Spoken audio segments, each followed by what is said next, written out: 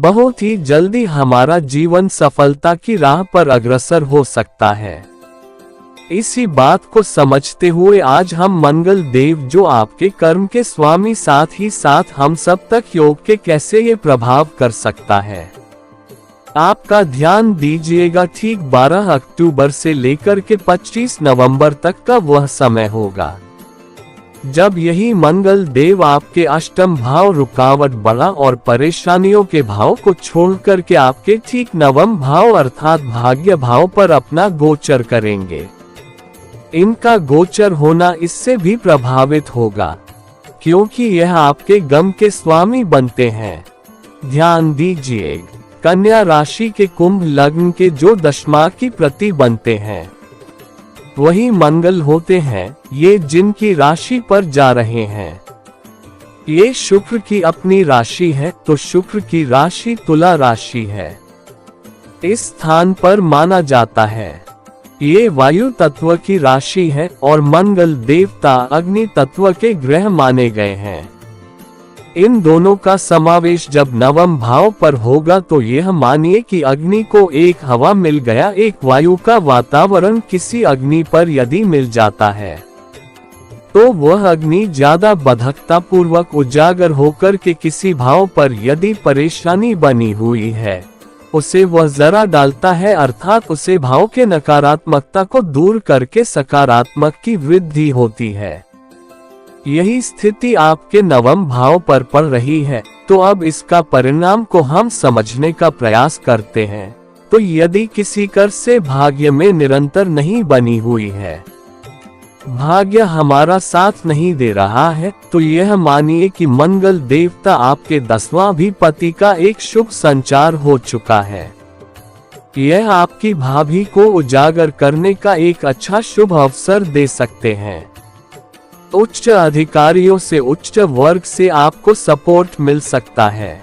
माना जाता है हमारे कार्य में यदि किसी का जरा सा साथ मिल जाए तो बहुत कुछ हम अपने जीवन को उन्नति मार्ग पर आकर्षित कर सकते हैं। शायद मंगल देवता यही सोच समझ करके आपके नवम भाव पर इनका चरण रखा है।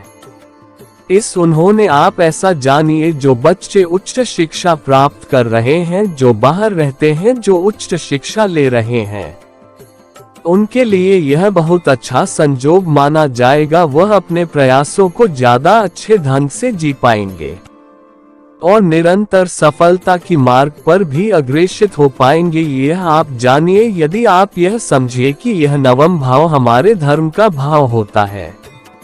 धार्मिक आस्था इस समय पर आपकी बढ़ेगी क्योंकि दशमेश होने के कारण आपके काम आपके हाथों से, आपके स्वयं के द्वारा कोई धर्म का संबंधी कार्य हो सकता है। कोई पूजा पाठ, धर्म, कर्म, अनुष्ठान इत्यादि भी आप इस समय पर इस दरमियान प्राप्त करने वाले हैं। पिता के स्थान को देखा जाए तो नवम भाव ही हमारे पिता का होता है। पिता से लाभ मिलने की स्थिति भय, ऐसा प्रश्न आ सकता है कि पिता मान लीजिए कि बुजुर्ग हो गए हैं, उनसे हम कैसे लाभ लिया जा सके। मात्र उनका आशीर्वाद भी आपके जीवन को बहुत उन्नत बन सकता है। इस बात को कभी मत भूलिएगा। अब मंगल के पास कुछ दृष्टियां होती हैं। इस दृष्टियों के हिसाब से मंगल की जो चतुर्थ दृष्टि है 1, 2, 3, 4, यह आपके सीधे 12वीं घर पर पड़ रही है। इसका मतलब ये हो गया, यदि आप विदेश से संबंधित कार्य करते हैं, विदेशों में अपना भाग्य आजमाना चाहते हैं या कहीं अन्यत्र जाना चाहते हैं, आपके लिए समय अनुकूल रहेगा। नवम भाव चून की यात्रा को भी प्रदर्शित करता है और 12वीं घर का संबंध हमारे विदेश से होता है या अदर कंट्री, अदर स्टेट भी आप ले सकते हैं। यहाँ से आपके भाग्यवंती का एक सोर्स आपको मिल सकता है। दूसरे तरफ समझे, इसी मंगल का प्रभाव ठीक आपके तीसरे घर पर होगा। तीसरे घर पर होगा अर्थात यहाँ पर एक नंबर की तीसरे घर पर होगा। तीसरे घर पर होगा अर्थात यहाँ पर एक नंबर की राशि है जिसके स्वामी स्वयं मंगल ही बनते हैं। मानो यह मान्य कि मंगल अपने घर पर तो नहीं है, लेकिन अपने घर को उन्होंने दृष्टि संबंध दिया है। आप जब अपने घर को देखेंगे, कैसे अपने घर को आप खराब कर सकते हैं।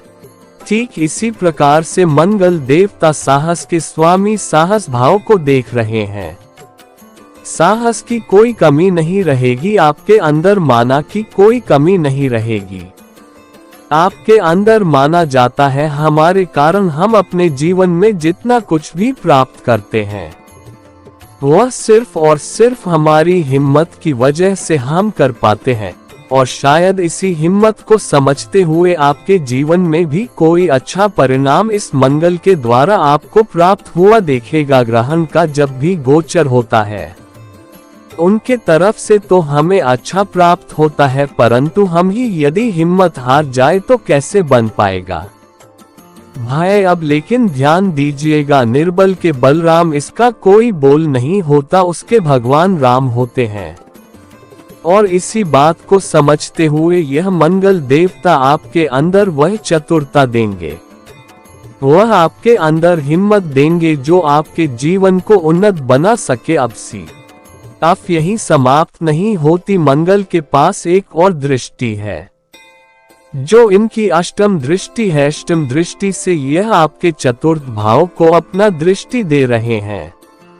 मतलब चतुर्थ भाव के अगर हम भूमि के कारक हमारे मंगल देवता होते हैं, और यदि चतुर्थ भाव को देखा जाए तो ये भूमि का स्थान भी यही स्थान होता है। तो यदि प्रॉपर्टी आप बनाना चाहते हैं, अनुकूल समय हो सकता है इस समय पर भाग्य उन्नति के लिए एक बार अपने नेटिव प्लेस जहां आपका घर है वहां पर आप हो घर जाए। ज्यादा संभावना बन सकती है कि मंगल देवता आपको महंगा बन जाता है।